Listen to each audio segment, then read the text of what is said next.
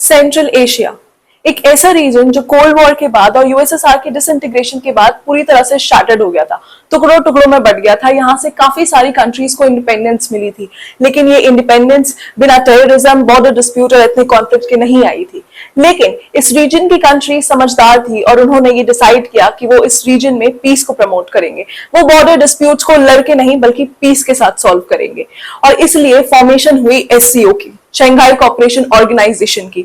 और देखते ही देखते ये ऑर्गेनाइजेशन इतनी बड़ी हो गई कि यहाँ पे जो वेस्टर्न पावर्स है और जो यूएस है स्पेशली, उसको सबसे ज्यादा थ्रेट इस ऑर्गेनाइजेशन से हो गया। हम समझेंगे एससीओ के बारे में, लेकिन एससीओ सिर्फ एक ऑर्गेनाइजेशन नहीं है।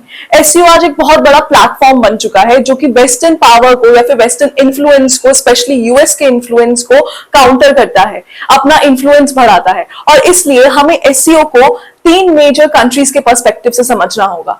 दो कंट्रीज वो जो इसकी फाउंडिंग मेंबर्स हैं, रशिया एंड चाइना, और तीसरी कंट्री इंडिया, जिसने इसको 2017 में अस्ताना समिट में ज्वाइन करा था। अब अगर हम रशिया के पर्सपेक्टिव से देखें तो जो रशिया है वो जब डिसइंटीग्रेट हुआ था, यूएसएसआर जब डिसइंटीग्रेट हुआ था और रशिया एक एज अ मेजर पावर निकल के आया था, लेकिन उसका जो पूरा कंट्रोल है सेंट्रल एशिया के ऊपर वो खत्म हो गया था। पूरी तरह से उसका कंट्रोल यहाँ पे खत्म हो गया था और वो लूज नहीं करना चाहता था इन कंट्रीज को, क्योंकि ये जो सेंट्रल एशिया का रीजन है ये मिनरल्स, ऑयल्स और नेचुरल गैसेस में भी बहुत ज्यादा रिच है। यहाँ पे जो कंट्रीज हैं जैसे कि किर्गिस्तान, कजाकिस्तान, तुर्कमेनिस्तान, उज्बेकिस्तान, ये सारी कंट्रीज नेचुरल ऑयल, गैस और मिनरल्स में बहुत ज्यादा रिच है। तो रशिया इस एरिया पे अपना कंट्रोल नहीं खोना चाहता था, और साथ ही में वो ये नहीं चाहता था कि यूएसए का इन्फ्लुएंस इस जगह पे बढ़ जाए। और साथ ही में इन कंट्रीज के इंडिपेंडेंट होने की वजह से जो भी टेररिज्म, बॉर्डर इश्यूज और एक्सट्रीमिज्म यहाँ पे फैल रहा था, उसको भी रशिया कंट्रोल करना चाहता था। तो एससीओ रशिया के लिए एक अपॉर्चुनिटी की तरह आया। जब एससीओ को, चाइना ने एससीओ की बात करी रशिया से, तो उसके लिए एक बहुत बड़ी अपॉर्चुनिटी थी, क्योंकि यहाँ से उसको जितनी भी प्रॉब्लम थी इस पूरे एरिया में वो उसको कंट्रोल कर सकता था और अपना इन्फ्लुएंस इस एरिया में वापस बना सकता था और यूएसए के इन्फ्लुएंस को काउंटर कर सकता था। स्पेशली जब से 9/11 अटैक हुआ था, तो यूएसए ने टेररिज्म को काउंटर करने के नाम पर इस रीजन में अपना इन्फ्लुएंस बढ़ाना शुरू कर दिया था। तो रशिया को एक खतरा बन गया था कि कहीं ये सारा रीजन यूएसए की तरफ ना चला जाए और रशिया अकेला ना रह जाए इस रीजन में। सिमिलरली अगर हम चाइना की बात करें, तो जब यूएसएसआर का डिसइंटीग्रेशन हुआ था तो चाइना के लिए बहुत सारे बॉर्डर इश्यूज डेवलप हो गए, क्योंकि ये जो नई कंट्रीज फॉर्म हुई थी ना, ये जो नई कंट्रीज थी, इसके बहुत सारे जो कंट्रीज थी इनका बॉर्डर लगे हुए थे चाइना के साथ। तो ये बहुत बड़ा एक बॉर्डर डिस्प्यूट बन गया था और चाइना को ये खतरा था कि जो शियांगजिन एरिया है वहां पे अलग अलग एथनिसिटी के लोग रहते हैं, कहीं ये जो टेंशन इन बॉर्डर्स में बढ़ गई है या फिर ये जो एक्सट्रीमिज्म इन बॉर्डर्स में बढ़ रहा है वो शियांगजिन एरिया तक ना पहुंच जाए और पूरे चाइना को कवर ना कर ले। इसलिए चाइना के लिए बहुत इंपॉर्टेंट था कि इस एरिया को सेटल किया जाए, यहाँ पे पीस टॉक्स हो। और जब ये एरिया सेटल हो गया, यहाँ पे पीस टॉक्स वगैरह हो गई, तो चाइना को ये एरिया एक इकोनॉमिक पार्टनर की तरह दिखाई दिया, एक ऐसा पार्टनर दिखाई दिया या फिर एक ऐसा एरिया दिखाई दिया जहां पे वो अपना इकोनॉमी को एक्सटेंड कर सकता है। और यही हुआ, चाइना ने इसको बाद में अपनी इकोनॉमी के लिए भी यूज करा। बीआरआई इनिशिएटिव, यहाँ से बीआरआई जो इनिशिएटिव चाइना ने लिया है उसका बहुत बड़ा रोल इस रीजन से जाता है। और रही बात इंडिया की, तो हम वो डिस्कस करेंगे जब हम इंडिया और एससीओ का रिलेशंस एससीओ को पढ़ने के बाद जानेंगे। अब देखो, एससीओ को जानने के लिए हम पहले एससीओ के जो फैक्ट्स हैं उनके बारे में समझ लेते हैं, उसके ऑब्जेक्टिव्स, वो कब फॉर्म हुआ, उसके स्ट्रक्चर्स और इन सब के बारे में समझ लेते हैं, और फिर उसके बाद हम इंडिया और एससीओ के रिलेशंस के बारे में बात करेंगे। तो अगर हम बात करें कि जब एससीओ फॉर्म हुआ था ना, तो एससीओ सबसे पहले 1996 में एज अ शंघाई 5 करके फॉर्म हुआ था, ठीक है। तब इनका मकसद सिर्फ इतना था। शंघाई 5 में कौन कौन सी कंट्रीज थी? Russia, China, Kyrgyzstan, Kazakhstan and Tajikistan, ये 5 कंट्रीज शंघाई 5 के अंदर आती थी। और इनका मकसद सिर्फ इतना था कि जो बॉर्डर डिस्प्यूट्स हैं ये उनको सॉल्व करेंगे। अब यहाँ पे उज्बेकिस्तान ने भी अपनी दिलचस्पी दिखाई कि मुझे भी ये रीजन को ज्वाइन करना है या फिर इस ऑर्गेनाइजेशन को ज्वाइन करना है। अब इन लोगों को ये दिखाई दिया कि हमारे पास सिर्फ बॉर्डर इश्यूज नहीं है, लेकिन हमारे पास जो इस्लामिक टेररिज्म है वो भी बहुत ज्यादा बढ़ता जा रहा है और एक्सट्रीमिज्म भी बहुत ज्यादा बढ़ता जा रहा है, सेपरेटिज्म भी बहुत ज्यादा बढ़ता जा रहा है। तो इसको हमें रिजॉल्व करने के लिए एक पूरी ऑर्गेनाइजेशन बनानी चाहिए। तो उज्बेकिस्तान 2000 में ऑब्जर्वर मेंबर बना और फाइनली 2001 में एससीओ की फॉर्मेशन हुई। और इसके अंदर कौन कौन से मेंबर्स थे? Russia, China, Kazakhstan, Kyrgyzstan, Tajikistan and Uzbekistan. इन सारे मेंबर्स ने मिलकर एससीओ को फॉर्म करा। एससीओ के हेडक्वार्टर्स बीजिंग चाइना में है। पहले इसके हेडक्वार्टर्स सेंट पीटरबर्ग में थे, लेकिन उसके बाद इसके हेडक्वार्टर्स को बीजिंग चाइना में शिफ्ट कर दिया गया। इसके जो मेंबर्स है, अभी जो फिलहाल इसके मेंबर्स हैं, इसके पास 10 मेंबर्स हैं, 10 मेंबर स्टेट्स हैं, 14 इसके डायलॉग मेंबर्स हैं और 2 इसके ऑब्जर्वर मेंबर्स हैं। तो इसके मेंबर स्टेट कौन कौन सी हैं? China, Kazakhstan, Kyrgyzstan, Russia, Tajikistan, Uzbekistan, India और पाकिस्तान इसके मेंबर 2017 में बने। ईरान हाल ही में 2023 में बना। बेलारूस जो है आपका वो 2024 में बना था। डायलॉग पार्टनर कौन कौन है इसके? इसके डायलॉग पार्टनर है UAE, Egypt, Saudi Arabia, Qatar, तुर्की, Armenia, Azerbaijan, Bahrain, Kuwait, Sri Lanka, Maldives, Nepal, Myanmar, Cambodia. अब आप देख रहे हो ये जो ऑर्गेनाइजेशन है ये सिर्फ सेंट्रल एशिया को कवर नहीं करती है। अब ये इतनी बड़ी बनती जा रही है कि ये सिर्फ सेंट्रल एशिया को कवर नहीं करती है, लेकिन जो हमारा वेस्ट एशिया है और साथ ही में जो हमारा साउथ एशिया है थोड़ा बहुत, उसको भी कवर करती है। तो ये ऑर्गेनाइजेशन बहुत बड़ी होती जा रही है, पूरे एशिया को अपने अंडर लेती जा रही है। फिर उसके बाद आता है इसके ऑब्जर्वर स्टेटस किस किस को दिया हुआ है? अफगानिस्तान और मंगोलिया को। अब हम इसके ऑब्जेक्टिव्स की बात करते हैं। देखो हमने ये पढ़ा था कि जो ये ऑर्गेनाइजेशन है ये रीजनल सिक्योरिटी के लिए बनी थी, तो इसका रीजनल सिक्योरिटी हमेशा मेन ऑब्जेक्टिव रहेगा, उसके बाद कहीं इकोनॉमी का सवाल आएगा। तो ऑब्जेक्टिव्स में आ जाता है कि हम एक दूसरे के साथ म्यूचुअल ट्रस्ट एंड फ्रेंडशिप करेंगे। जब तक हमारे बीच में म्यूचुअल ट्रस्ट नहीं होगा तब तक बॉर्डर इश्यूज को सॉल्व नहीं किया जा सकता है ना, तो इसलिए म्यूचुअल ट्रस्ट और फ्रेंडशिप होना बहुत जरूरी है। फिर उसके बाद आता है हमें रीजनल पीस, सिक्योरिटी और स्टेबिलिटी को बनाए रखना है। और रीजनल पीस, सिक्योरिटी और स्टेबिलिटी को बनाए रखने के लिए ये जो कंट्रीज हैं ये 3 ईवल्स को बताती हैं। उनके लिए 3 ईवल कौन कौन से हैं? टेररिज्म, सेपरेटिज्म और एक्सट्रीमिज्म। ये कंट्रीज कहती हैं कि हम साथ में मिलकर कॉम्बैट करेंगे टेररिज्म, सेपरेटिज्म और एक्सट्रीमिज्म को। फिर तीसरा आता है promoting regional cooperation and development.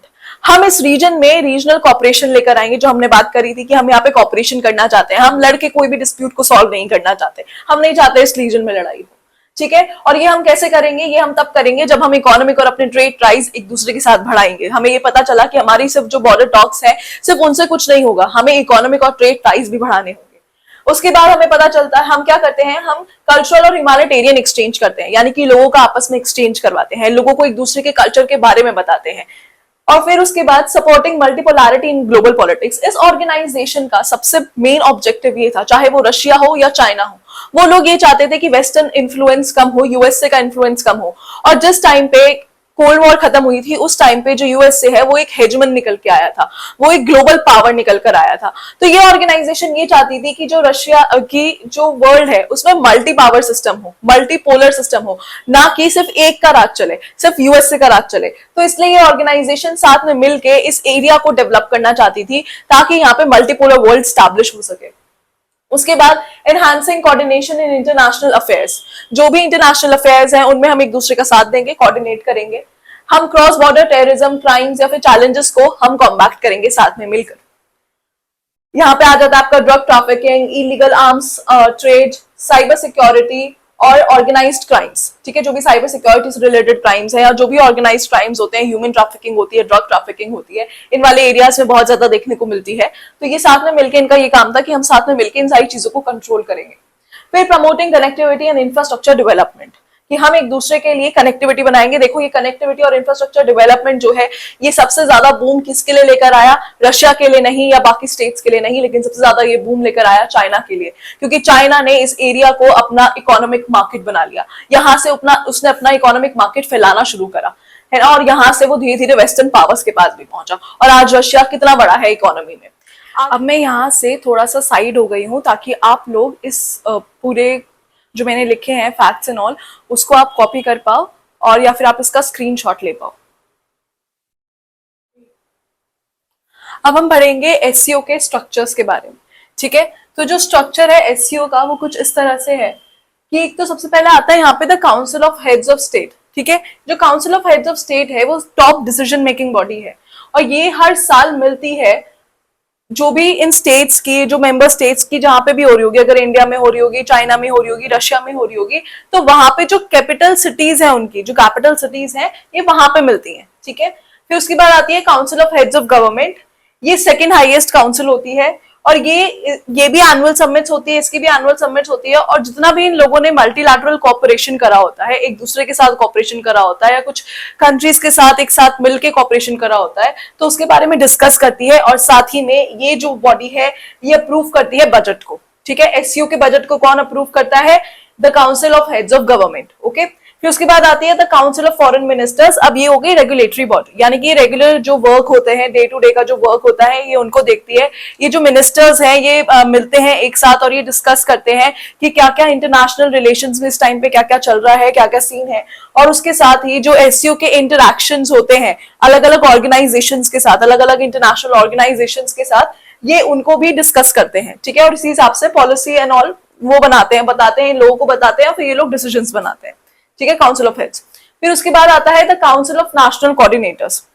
ये जो काउंसिल ऑफ नेशनल कोऑर्डिनेटर्स है, ये जो भी मल्टीलैटरल कोऑपरेशन होती है मेंबर स्टेट्स की एक दूसरे के साथ कोऑपरेशन, क्या मतलब एक दूसरे सबने मिलके एक दूसरी कंट्रीज के साथ कोई कोऑपरेशन करी हो तो ये उसको डिस्कस करते हैं। और ये वो करता है कि जो मेंबर स्टेट्स हैं ये कोऑर्डिनेट करवाएं कि जो भी मल्टीलैटरल कोऑपरेशन हो रही है वो एससीओ के फ्रेमवर्क के अंडर ही हो रही है। यानी कि क्या क्या कि रीजनल सिक्योरिटी को ध्यान में रखते हुए हो रही है, और इसमें कि हम पीस वगैरह से सब सारी चीजें सॉल्व करेंगे, इसको लेकर हो रही है। तो ये हो गया इसका फ्रेमवर्क, इसके फ्रेमवर्क के हिसाब से होनी चाहिए सारी चीजें। तो इसका कौन ध्यान रखता है? The council of national coordinators. फिर उसके बाद आता है सेक्रेटेरिएट, एससीओ का सेक्रेटेरिएट। तो ये इनॉग्रेट हुआ था जनवरी 15, 2004 में। और जो ये जो सेक्रेटेरिएट है ये प्राइमरी एग्जीक्यूटिव बॉडी है, यानी कि जो भी काम होता है, जो भी यहाँ पे डिसीजंस लिए जाते हैं, जो काउंसिल ऑफ हेड्स डिसीजन लेते हैं, उनको इंप्लीमेंट करने का काम किसका है? सेक्रेटेरिएट का है। और ये जितनी भी इंफॉर्मेशन होती है एससीओ के बारे में उसको बताती है। जो भी इंफॉर्मेशन यानी कि जो भी मीटिंग्स वगैरह हुई है और उसके बाद जो भी डिसाइड किया गया है तो वो कौन बताएगा? सेक्रेटेरिएट बताएगा, ओके।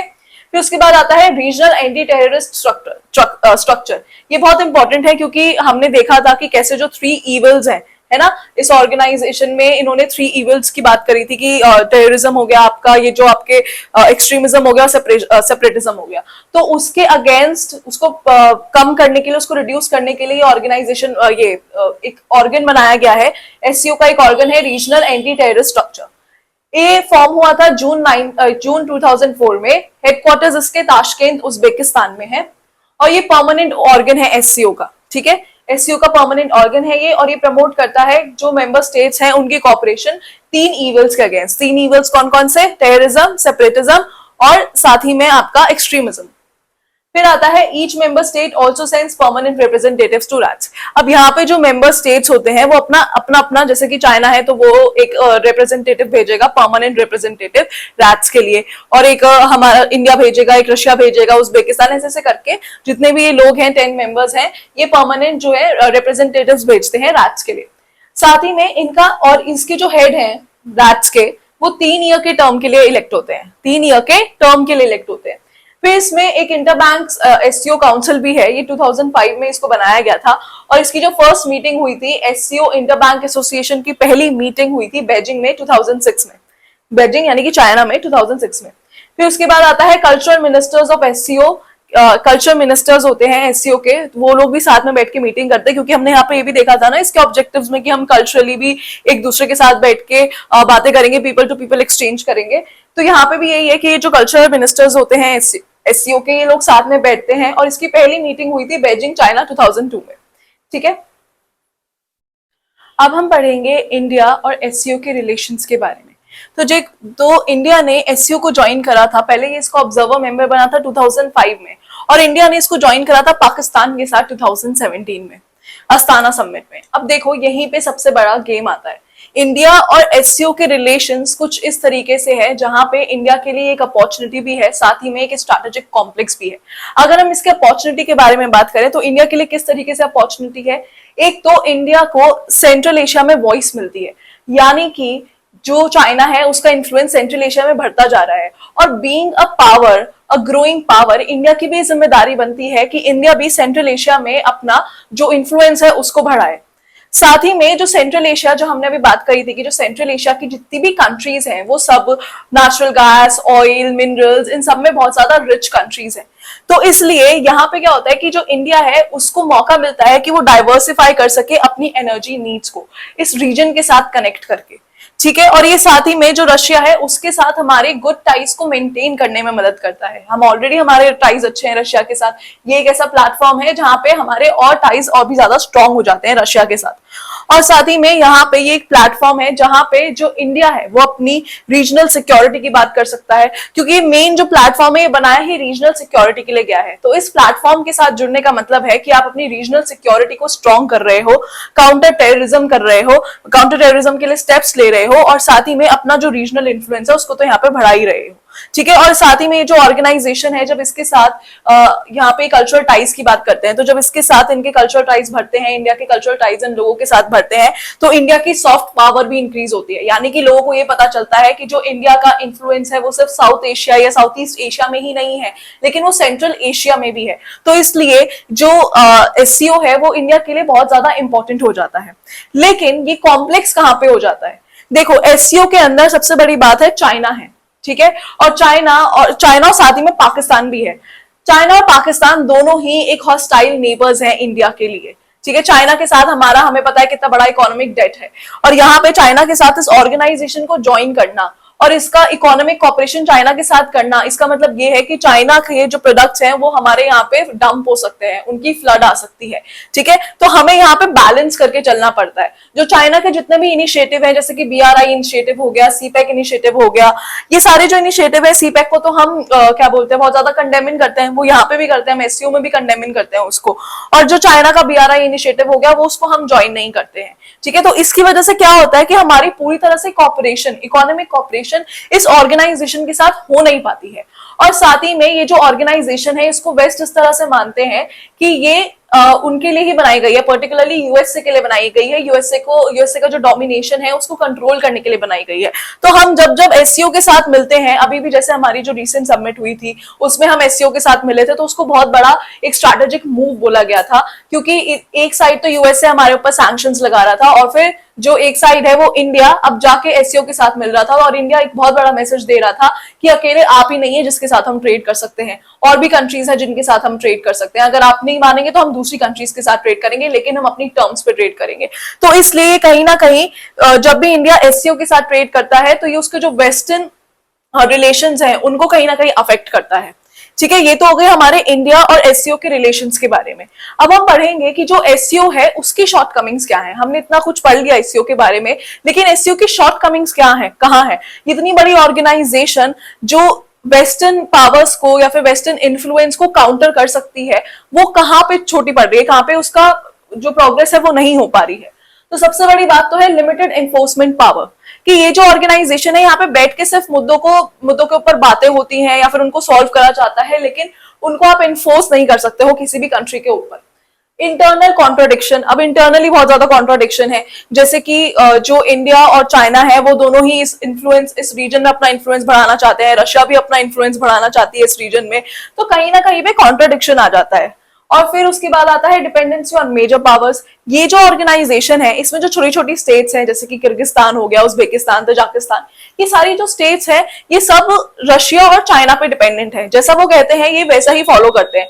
तो यहाँ पे ऐसा नहीं हो रहा है कि हर कोई मेंबर मिलके एक डिसीजन ले रहा है, बल्कि यहाँ पे ज्यादा इन्फ्लुएंस किसका है? रशिया और चाइना का है, और स्पेसिफिकली चाइना का तो और भी ज्यादा है, ठीक है। लिमिटेड इकोनॉमिक इंटीग्रेशन में लोगों का बहुत ज्यादा नहीं हो पाता है आपस में, क्योंकि देखो ना कैसे हो पाएगा। इंडिया और आप उसके चाइना के रिलेशंस देख लीजिए, इंडिया पाकिस्तान के रिलेशंस देख लीजिए, तो यहाँ पे इकोनॉमिक इंटीग्रेशन होना बहुत मुश्किल हो जाता है। कुछ होता भी है तो बहुत ज्यादा डिले होता है यहाँ पे किसी भी चीज को बनने में। जो भी बीआरआई इनिशिएटिव भी है ना, उसको बनने में भी बहुत डिले होता है यहाँ पे। उसके बाद आता है वीक काउंटर टेररिज्म इम्पैक्ट। ये टेररिज्म को हम काउंटर करेंगे, इसकी बातें तो करते हैं, लेकिन उसकी तरफ इनका जो इम्पैक्ट है वो बहुत ज्यादा वीक है, ठीक है। उसके अलावा जियोपॉलिटिकल बायस, इसको बहुत सारी कंट्रीज इसलिए भी ज्वाइन नहीं कर पाती हैं कि अगर हमने इसको ज्वाइन करा तो ऐसा हो सकता है कि जो यूएसए है वो उन कंट्रीज से नाराज हो जाए, और क्योंकि उसको ऐसा देखा जाता है ना इसको कि जो रशिया चाइना मिलके वो यूएसए के अगेंस्ट है, तो इसलिए बहुत सारी कंट्रीज इसको ज्वाइन इसलिए नहीं करती, और इसका क्रिटिसिज्म भी इसलिए बहुत ज्यादा होता है कि ये जियोपॉलिटिकल बायस के ऊपर है, यानी कि जो रशिया और चाइना है वो यूएसए को काउंटर करना चाहते हैं।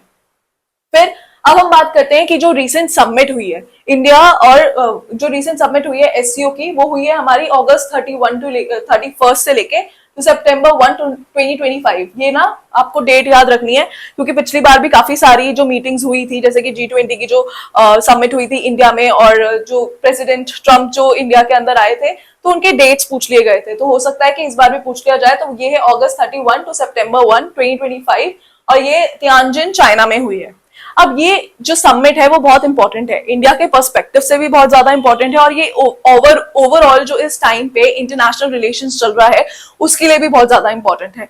इंडिया के लिए कैसे इंपॉर्टेंट है कि ये समिट उस टाइम पे हुई है जब इंडिया के ट्रेड रिलेशन सही नहीं चल रहे थे यूएसए के साथ, और यूएसए जो है वो बहुत ज्यादा टैक्सेशन लगाता जा रहा है, टैरिफ्स लगाता जा रहा है यूएसए के इंडिया के ऊपर।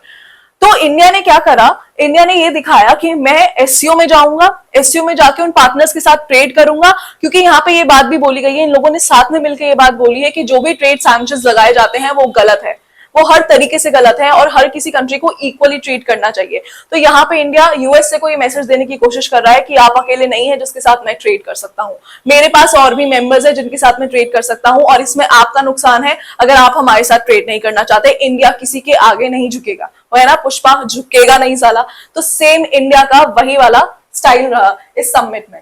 और ये जो एससीओ समिट है, इससे कहीं ना कहीं जो रशिया और चाइना है उनको एक स्ट्रॉन्ग इन्फ्लुएंस बनाने को मिला, उनको भी एक स्ट्रॉन्गली बाहर आने को मिला कि देखो हमारे साथ तो इंडिया है, जिसको लेकर यूएसए इतना ज्यादा खुश हो रहा था कि हमारे पास तो वो इंडिया है और हम यहाँ पे रीजनल सिक्योरिटी बना सकते हैं, यूएसए इसलिए इतना खुश हो रहा था।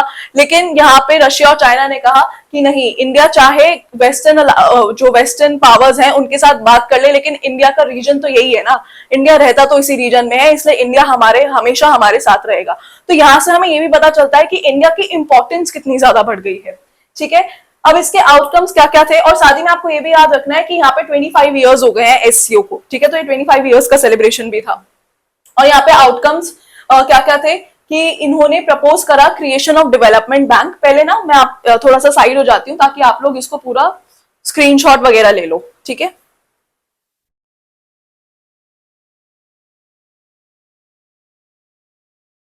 तो हम ये देख रहे थे कि आउटकम्स क्या हैं इसके।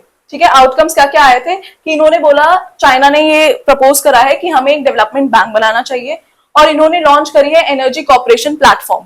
ठीक है, साथ ही में इन्होंने इक्वल ट्रेड की बात करी है और पोर्ट्रे करा है ट्रेड सैंक्शन को गलत, मतलब उन्होंने ये बोला है कि जो ट्रेड सैंक्शंस हैं वो गलत हैं। ये हमने अभी डिस्कस करा था।